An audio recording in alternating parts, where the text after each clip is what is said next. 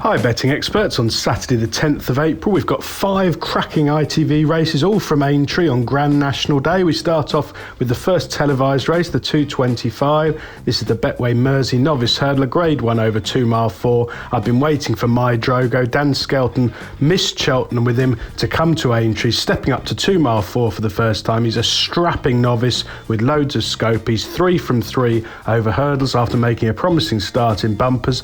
He won a slow run race at Newbury, then a very good race on soft ground at Ascot, and then stepped up to graded company at Kelso to storm clear in the Moor Battle, really impressing there in a true run race. The extra 2 furlongs will suit, better ground will suit, the yards flying as Harry Skelton bids to become the champion jockey, and I think they'll be devastated if he gets beaten. The long Aintree straight should really play to his strength, and he's going to be extremely hard to beat. He's our betting expert nap of the day. The 3 o'clock, the Dunbar Maghull Novice Chase, 2 mile Grade 1. This looks at the mercy of Shishkin, who's been flawless so far, 4 from 4 over fences.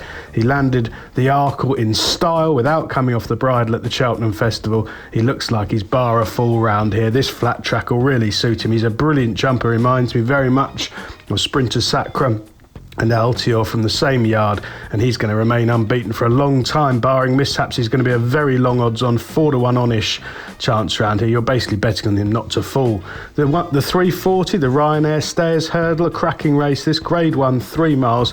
It's a toss-up for me between Thyme Hill and Paisley Park, and I'm going to go with Paisley Park, who I think wasn't seen to best effect in the Stayers Hurdle at Cheltenham. He's parked very wide there and tapped at the wrong time, which as he gets older does tend to happen. He hits a flat spot in his races.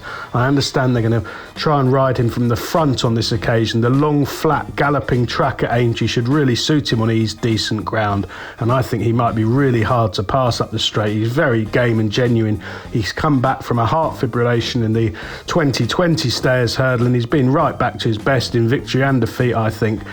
So far this winter. Bit of better ground in the spring. Emma Lavelle going really well. I think he's the one to side with. The 420, the Betway Handicap Steeple Trace, a Grade 3 3 mile. This is our betting expert value angle selection on the day. Hold the note.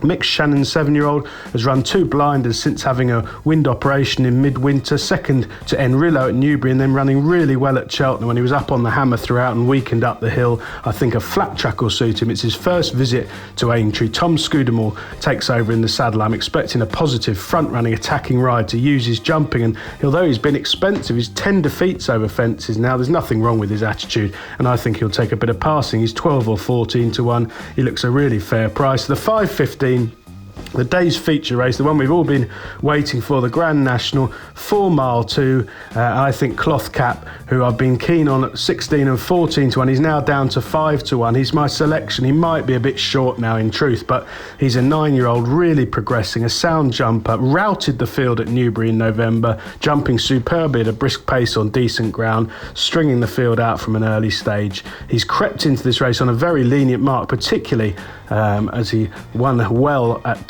Kelso when last seen out in a very strong race there where the terms were bang against him. He's tried the 4-mile marathon trip at Ayr back in April 2019, and he ran on strongly after the last, so I'm not worried about the trip. Everything's right for him to go really well. The only thing against him now, he has shortened right up. Perhaps if you're not on at the 16 and 14 to 1 from a couple of months ago, you might want to hold fire at 5 to 1, but it's a brilliant race, and I think he'll take an awful lot of beating. Best of luck on all 5 ITV races on Saturday, betting experts.